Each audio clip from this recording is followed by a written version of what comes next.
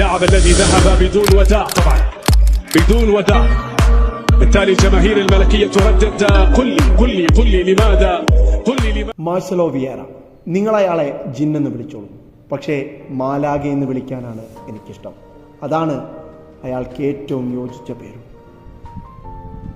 മനുഷ്യനേക്കാൾ കഴിവുകെട്ട ജിന്നായി അയാൾ അവരോധിക്കുന്നത് അയാളോട് ചെയ്യുന്ന അനീതിയാണ്.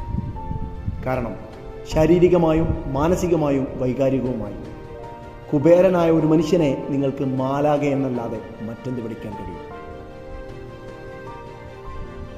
നിങ്ങൾ ആഗ്രഹിക്കുന്ന ജീവിതം നിങ്ങളുടെ മറ്റൊരു സുഹൃത്ത് ജീവിക്കുന്നത് കാണുമ്പോൾ നിങ്ങൾ സന്തോഷിക്കുന്നുവെങ്കിൽ, നിങ്ങൾ പരാതിപ്പെടുന്ന ജീവിതത്തിൽ മറ്റൊരുത്തൻ സന്തോഷം കാണുന്നത് കാണുമ്പോൾ നിങ്ങൾക്ക് സങ്കടം തോന്നുന്നുവെങ്കിൽ നിങ്ങളൊരു മാലാഗയുടെ മനസ്സുള്ള മനുഷ്യനാണ്.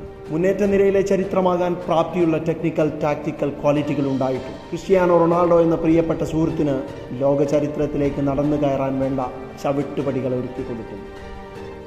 ആ വിജയങ്ങളെല്ലാം സ്വന്തം വിജയമെന്ന പോലെ ആഘോഷിച്ചും ചെയ്തവനെ നിങ്ങൾക്ക് മാലാഗ എന്നല്ലാതെ മറ്റെന്ത് വിളിക്കാൻ കഴിയും? മാർസലോ വിയേറ എന്ന ഈ കാനറി പക്ഷിയുടെ സാമ്പാ താളങ്ങളെക്കാൾ ലോകമാസ്വദിച്ചത്, ആരാധകരായത്, പ്രിയപ്പെട്ടവനാക്കി മാറ്റിയത് എല്ലാം അയാളുടെ സഹതാരങ്ങളോടുള്ള സഹജീവികളോടുള്ള സ്നേഹവും ബഹുമാനവുമാണ്.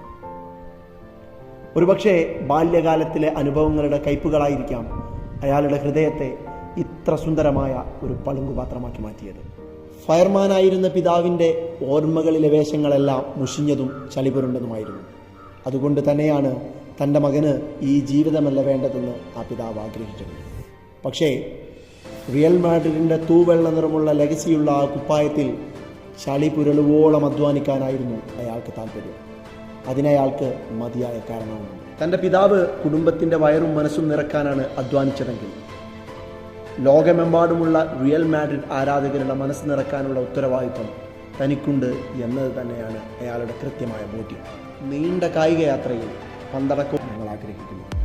اللاعب الذي ذهب بدون وداع طبعا بدون وداع بالتالي جماهير الملكية تردد قل لي لماذا